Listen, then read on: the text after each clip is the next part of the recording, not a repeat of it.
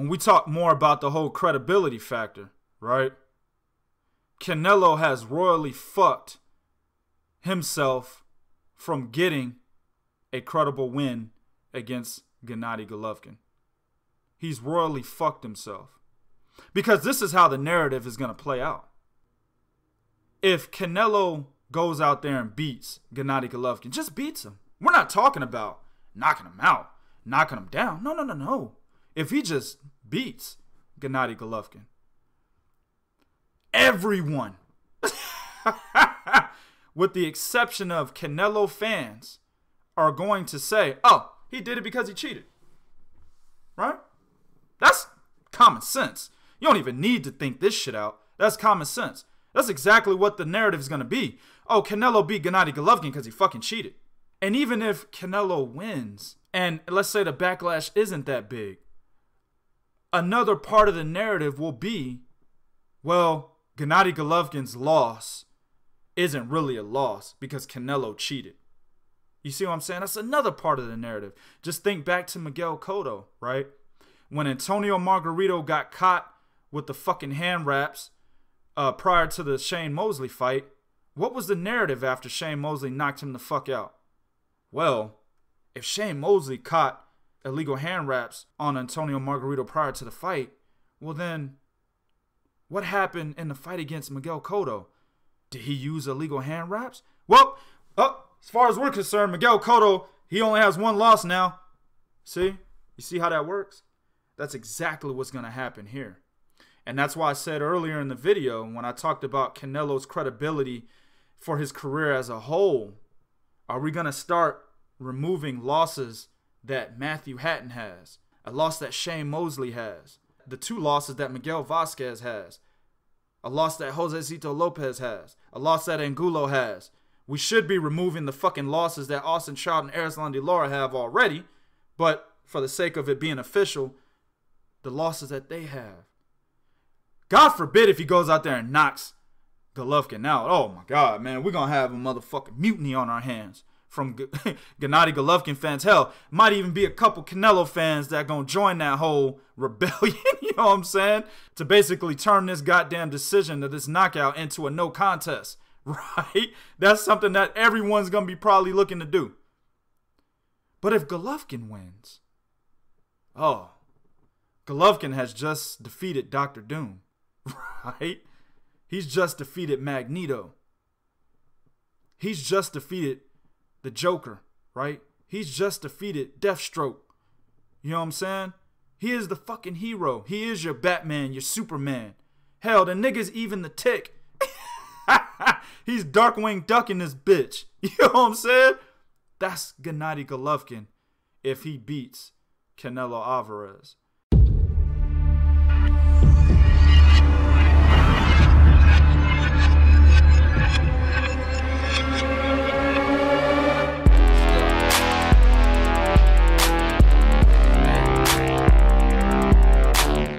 What's good? It's your boy 2K here.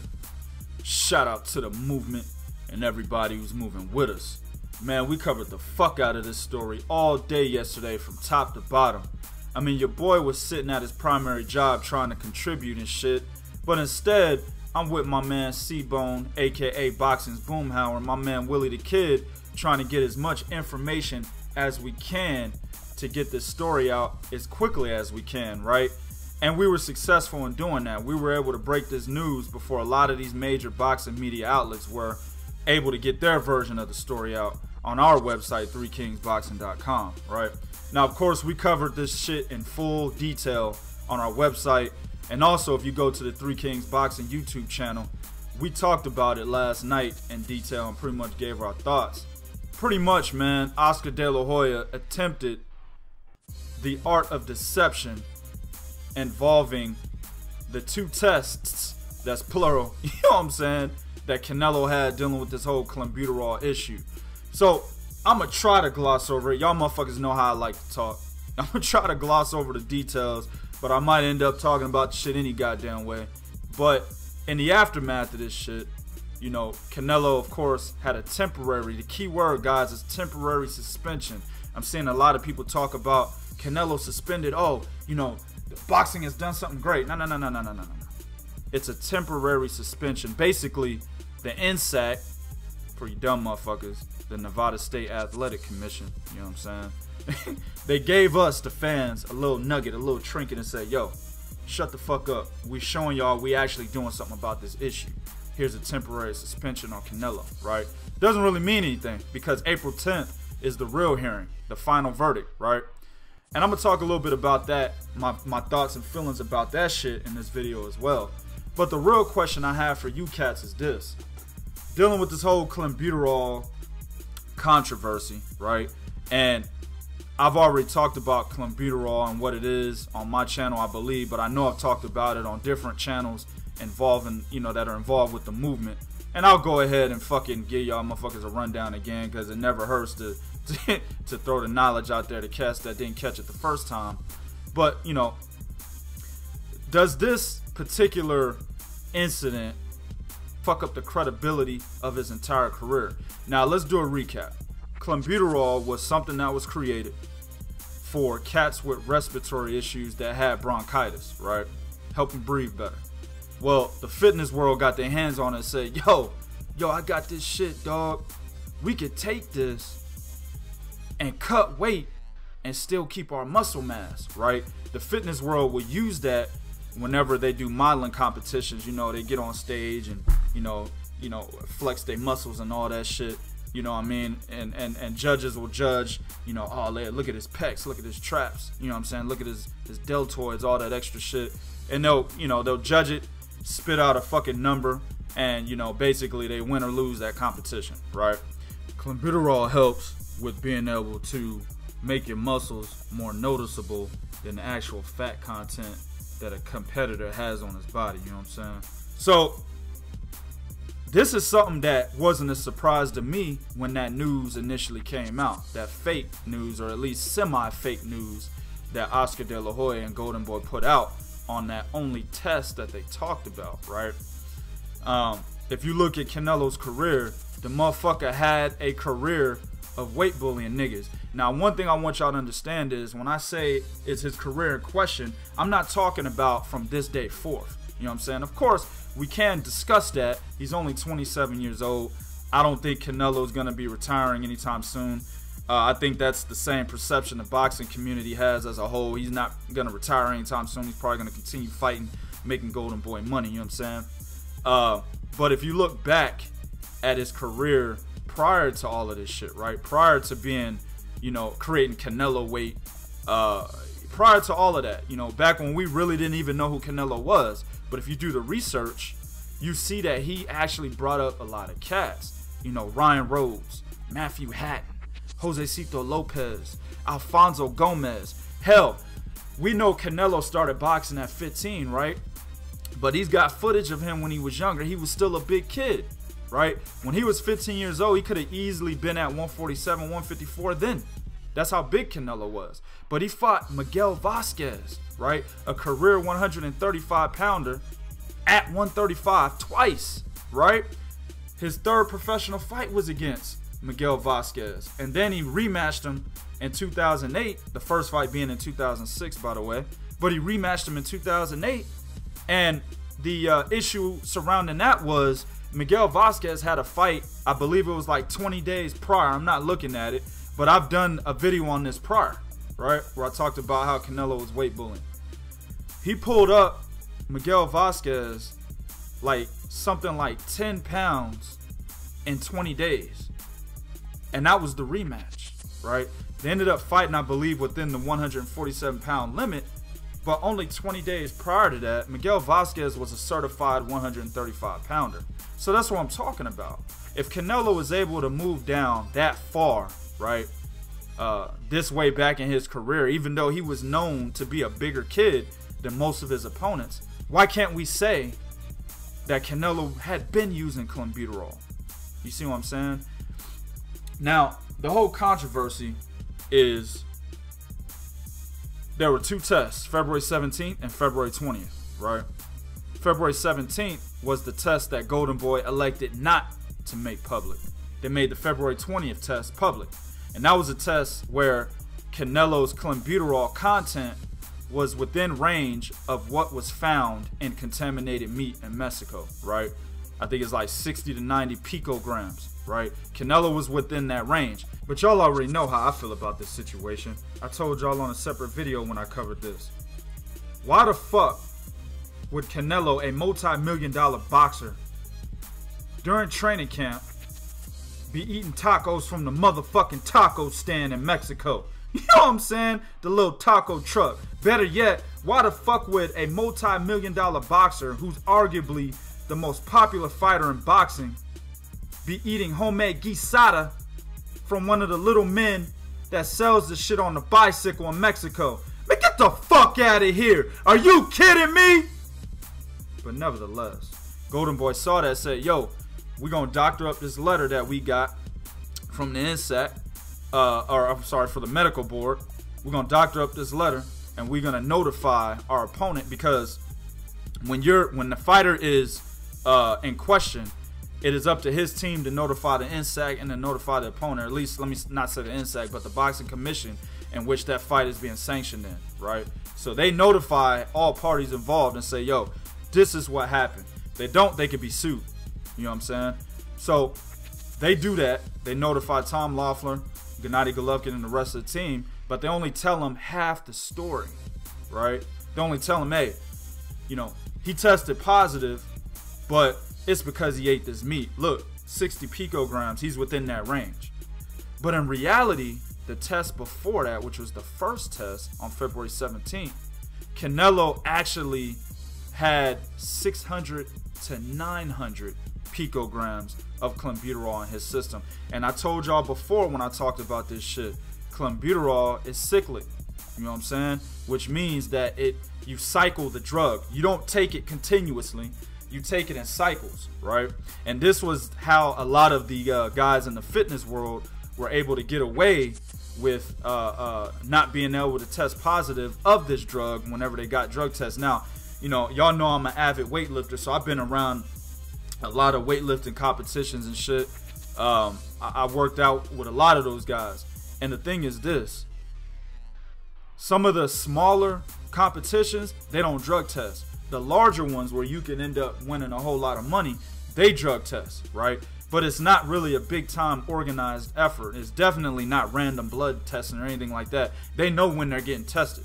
So in knowing that, they cycle the drug. You got to cycle it anyway. But the fact that it is cyclic, right?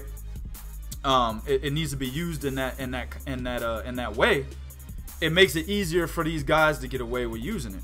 And this is exactly what we thought, right? When Golden Boy only gave us half the story. We're like, oh yeah, it's cyclic.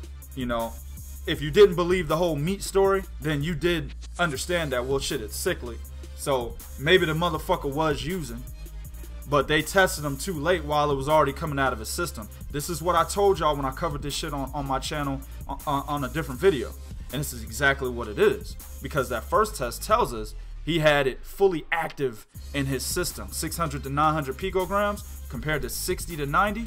He had it fully active in his system. You see what I'm saying? So, tell you the truth, dog, Canelo's cheating. Real talk. And I told y'all what my man Breadman said when this story first popped, right?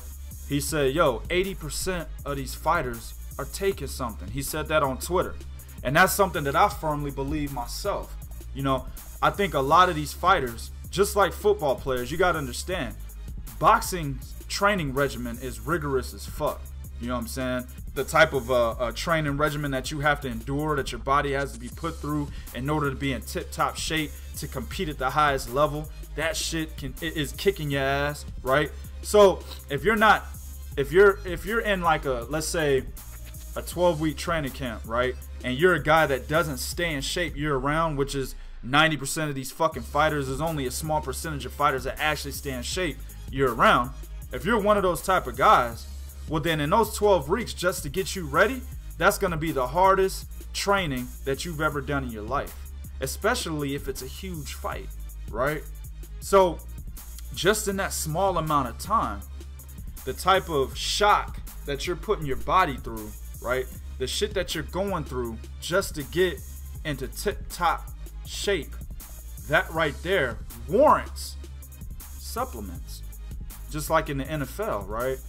You know, guys are never at 100% in the NFL. Football players will tell you that shit in a heartbeat. They're never at 100%, right? So they take different shots and shit and supplements and stuff like that. Shouldn't be used, but they take it anyway, and it helps them to get over their injuries. This is exactly what I think happens in boxing, right? A lot of motherfuckers are out there always looking for the edge. They want the advantage. Y'all got to understand how the human mind works. You know, not everybody is as honest as we would want them to be. And when you got motherfuckers that are corrupt running these types of sports, it's almost a guarantee that there's a whole bunch of fucking dishonesty. You know what I'm saying? So, anyway, back to the question though. When we actually look at Canelo's career, does this affect his credibility? Does it affect who he has beaten over the course of how long has Canelo been a fucking pro? He started in 2005. It's 13 years, right? Over his 13-year career, does this really affect his credibility against those smaller guys? Like I said, there's evidence that he's always been a weight bully, right? So in being a weight bully, now that we know exactly how he was able to cut weight, you know, we've gotten reports on Canelo walking around as high as 190 pounds. You know what I'm saying? But he was able to cut weight all the way down to 154, no problem. Multiple times in his career, right? There's pictures of Canelo when he's walking around at 190, 185, 180. You know, pretty big dude for his size. I think Canelo's what, only like 5'8" or some shit like that? I think Canelo, yeah, he's 5'9". He's listed at 5'9", right? So you got to take 2 inches off. You know what I'm saying? He's probably like 5'7".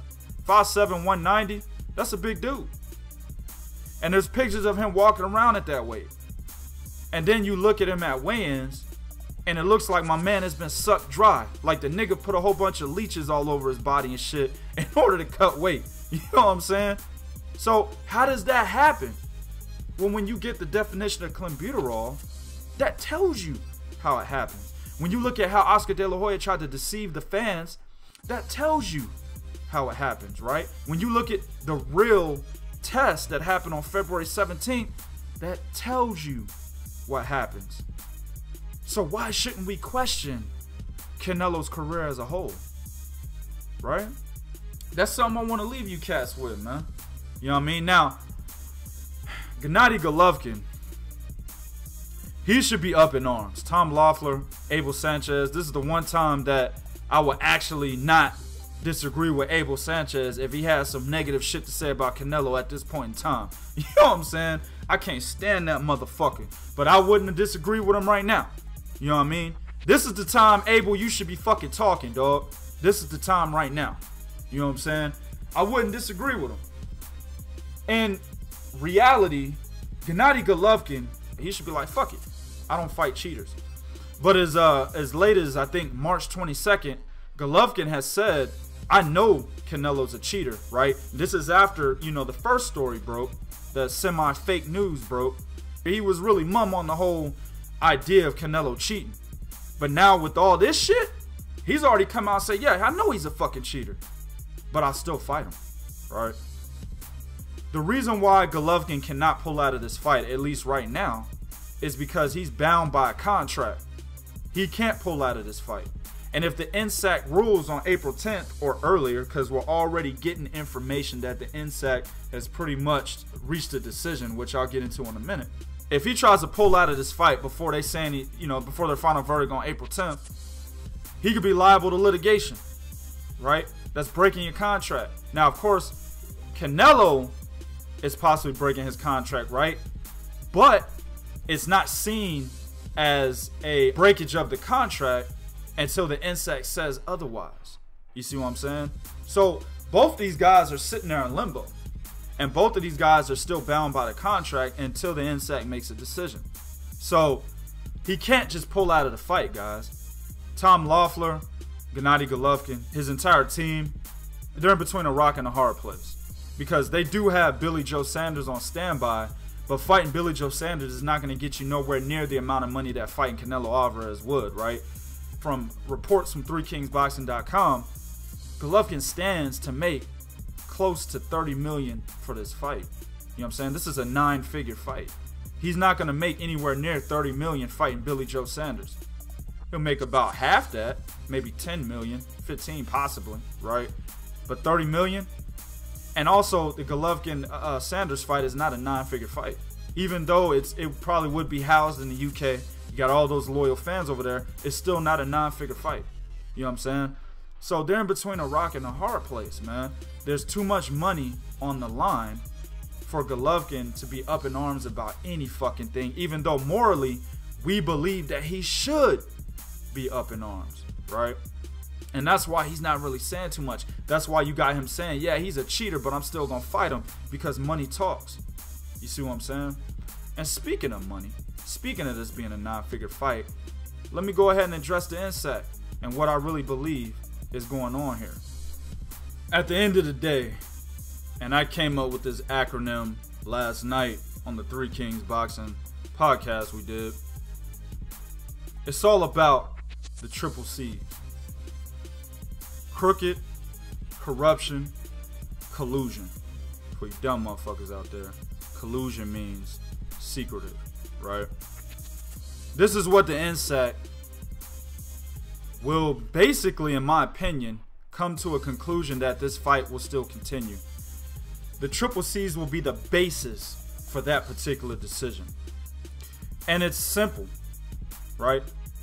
It's because of the money that everyone involved stands to make because of this fight.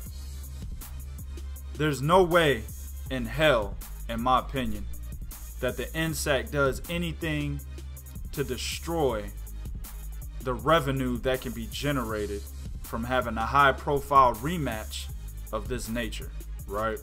There's no way in hell they're gonna do anything to destroy that. And it's based on the triple C's. So what the insect has done, they're pretty much blowing smoke, right? They're trying to tell us as fans, hey, we don't support cheating, so we're gonna issue a temporary suspension to let you know, hey, we're actually doing something about this, right? But in reality, what's gonna happen on April 10th or earlier, probably already made their decision yesterday. Matter of fact, they probably, when they had the fucking hearing with Canelo, you know, they probably told the motherfucker right then and there, look, man, we're gonna have to do something to make it look like, you know, we don't condone this behavior. We got to make it look like, you know, the state of boxing is more important than the money that can be made, right? The fans are more important than the money. We got to make it look like that. So we got to temporarily suspend you, Canelo. But, you know, we're gonna draw it out and make it seem like, you know, we don't know what to do, that we're going over some evidence, that there's a formal investigation, you know, by our part, you know, and we'll be done by April 10th. We're gonna make it look like that, but in reality, Canelo, we've already made our decisions. Too much motherfucking money to be made. This fight is happening, right? I guarantee that's probably what happened. I can't guarantee it. Fuck it. But I'm just saying, I wouldn't be surprised if that's what fucking happened in that hearing. You know what I'm saying? Them niggas was, you know what I'm saying, at the park, sitting on the swings and shit. You know what I'm saying? The motherfucking head in sack and Canelo sitting on the swings and shit, swinging each other. They had that conversation. I wouldn't be fucking surprised. Right? By April 10th anyway, I believe they're going to be like, yeah, you know, we did a formal investigation looking at all the evidence that's been put forth. We believe that Canelo, you know, didn't have any intentions on cheating. He didn't know what he was doing. I think the whole meat thing is going to come back out, because think about it. Golden Boy hasn't said anything, or at least they haven't said anything to waver off their excuse that it was the meat, right? They haven't said anything to waver off that excuse. They're not trying to explain this shit at all. They're sticking to their guns. And there's a reason for that, because I think the NSAC is going to go back to that and say, yeah, it's because of the meat. We have evidence to believe that it's because of the meat. Fight is on, right? And again, like I said, Gennady Golovkin, Tom Lawfer, and his team, they can't say anything about this shit because there's too much money they stand to lose, right? And you got to understand that Golden Boy is the dominating force here. They are the dominating promotional company, right? They have the most popular fighter in boxing fighting under their banner. right? If Golovkin and Tom Loeffler and K2 and all them cats, they got some shit to say, and they do something to keep this fight from happening, understand that Canelo and Gennady Golovkin, I'm sorry, Canelo and Oscar De La Hoya, they're not gonna get this motherfucker another chance. Oscar De La Hoya has no problem allowing Canelo to fight Liam Smiths and shit until he decides to retire 8 years from now, right? They've already done this. They've had Liam Smith on pay-per-view. They've had fucking Alfredo Angulo on pay-per-view. You know what I'm saying? And they've made money off of it. They have the Mexican fan base behind them, and they will continue to have that no matter what.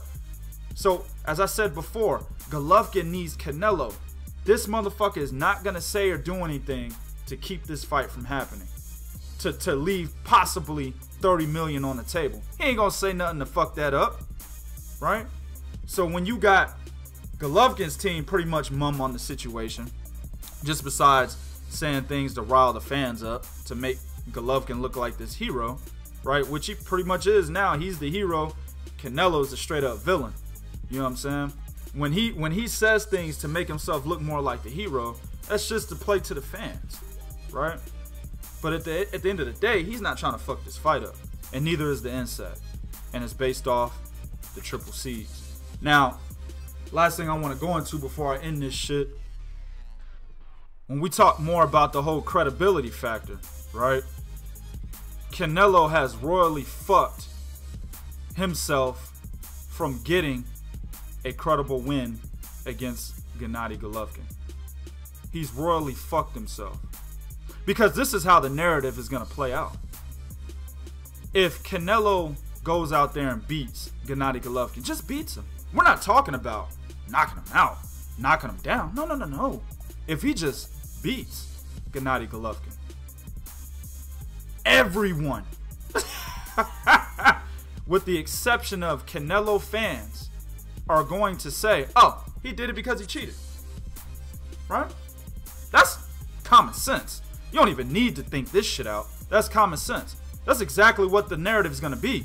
Oh, Canelo beat Gennady Golovkin because he fucking cheated. And even if Canelo wins, and let's say the backlash isn't that big, another part of the narrative will be, well, Gennady Golovkin's loss isn't really a loss because Canelo cheated. You see what I'm saying? That's another part of the narrative. Just think back to Miguel Cotto, right? When Antonio Margarito got caught with the fucking hand wraps prior to the Shane Mosley fight, what was the narrative after Shane Mosley knocked him the fuck out? Well, if Shane Mosley caught illegal hand wraps on Antonio Margarito prior to the fight, well then, what happened in the fight against Miguel Cotto? Did he use illegal hand wraps? Well, as far as we're concerned, Miguel Cotto, he only has one loss now. See? You see how that works? That's exactly what's going to happen here. And that's why I said earlier in the video, when I talked about Canelo's credibility for his career as a whole, are we going to start removing losses that Matthew Hatton has, a loss that Shane Mosley has, the 2 losses that Miguel Vasquez has, a loss that Josecito Lopez has, a loss that Angulo has? We should be removing the fucking losses that Austin Child and Erislan De Lara have already, but for the sake of it being official, the losses that they have. God forbid if he goes out there and knocks Golovkin out. Oh my God, man, we're gonna have a motherfucking mutiny on our hands from Gennady Golovkin fans. Hell, might even be a couple Canelo fans that gonna join that whole rebellion. You know what I'm saying? To basically turn this goddamn decision to this knockout into a no contest. Right? That's something that everyone's gonna be probably looking to do.